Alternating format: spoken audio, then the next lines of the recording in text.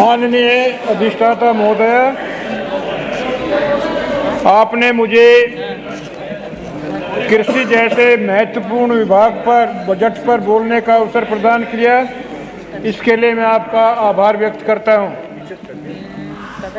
माननीय सदस्य R.K. वर्मा द्वारा जो कटौती प्रस्ताव रखा गया है, मैं उसका समर्थन करता हूं। माननीय अधिष्ठाता महोदय, भारतवर्ष एक कृषि प्रधान देश है। यहाँ पर 70 से 75% किसान रहते हैं।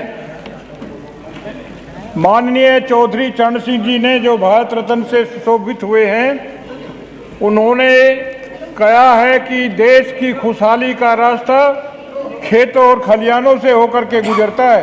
बात सही, बहुत बढ़िया।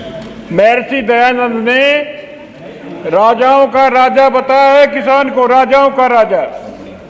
और आज राजाओं के राजा की हालत बहुत खराब हो चुकी है। धरती माँ का सीना चीर करके वो गन्ना पैदा करता है, गेहूं पैदा करता है, धान पैदा करता है और सारे देश को खिलाने का काम करता है। लेकिन उसका रात को बेटा भूखा सो जाता है, उसको एक टाइम भोजन सही तरीके से नसीब नहीं हो पाता है।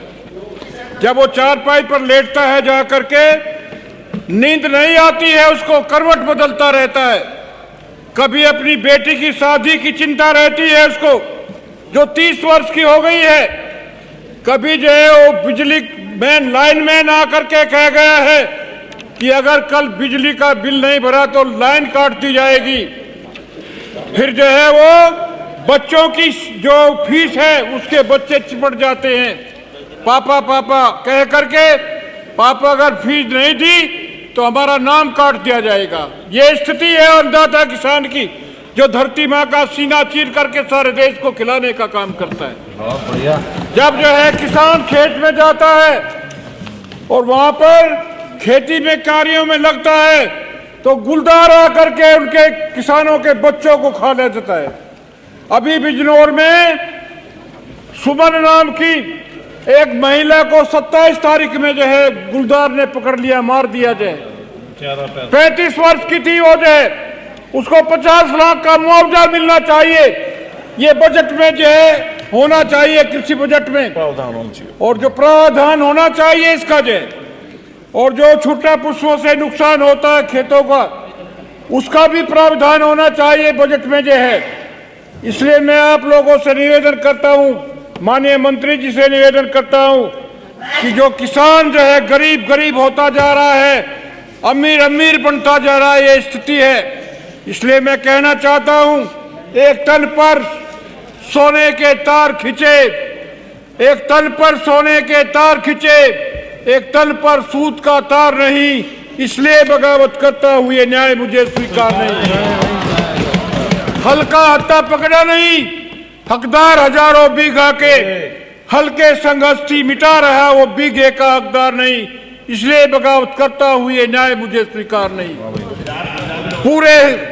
पूरे एकड़ में बनी हवेली रहने वाले 2 प्राणी 10 हाथ का घर 10 रहते हैं, सो सकते पैर पसार नहीं।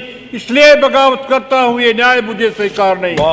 माननीय मंत्री जी ने जो भी जो है ये बजट रखा है, उसके बारे में कहना चाहता हूं, तुम्हारी फाइलों में उत्तर प्रदेश का मौसम गुलाबी है। अरे तुम्हारी फाइलों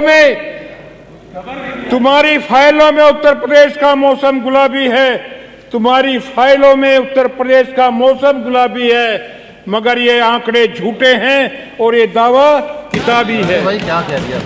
आदरणीय अधिष्ठाता महोदय, मैं और भी कहना चाहता हूं, लक्ष्य भी तुम्हारा है। जो हम कहेंगे यहाँ वो सच नहीं माना जाता, और जो सरकार के लोग कहेंगे वो सच माना जाता है। सरकार जो भी कह दे वो ही सच है। झूठे आंकड़े पेश किए जाते हैं यहाँ पर। जो कई बार जो है हमारे बिजनौर से आंकड़े आते हैं, बिल्कुल सरासर गलत आते हैं और उसी को वो दे देते हैं। इसलिए लश्कर भी तुम्हारा है। अरे लश्कर भी तुम्हारा है, सरदार भी तुम्हारा है। तुम झूठ को सच लिख दो, अखबार भी तुम्हारा है। तुम झूठ को सच लिख दो, अखबार भी तुम्हारा है। इस दौर में फरियादी जाए तो कहां जाए, कानून भी तुम्हारा है और दरबार भी तुम्हारा है। कानून भी तुम्हारा है और दरबार भी तुम्हारा है। इसलिए मैं गुलदार, जो सुमन देवी नाम की महिला को गुलदार ने मारा है, 35 वर्ष की थी, छोटे छोटे बच्चे हैं, उसको जो है कम से कम 50 लाख रुपए मुआवजा देना चाहिए सरकार को, और बजट में प्राविधान होना चाहिए। अब जो भी हिंसक पशु वहां पर किसान को मारेगा उसको जो है 50 लाख रुपए मुआवजा दिया जाएगा। भाई इन्हीं शब्दों में, तूने चाहा नहीं वरना हालात बदल सकते थे। तूने चाहा ही नहीं वरना हालात बदल सकते थे। मेरे आंसू तेरी आंखों से निकल सकते थे, मगर तुम ठहरे ही रहे। झील के पानी की तरह दरिया बनते तो बहुत दूर निकल सकते थे। इन्हीं शब्दों के साथ में जी धन्यवाद।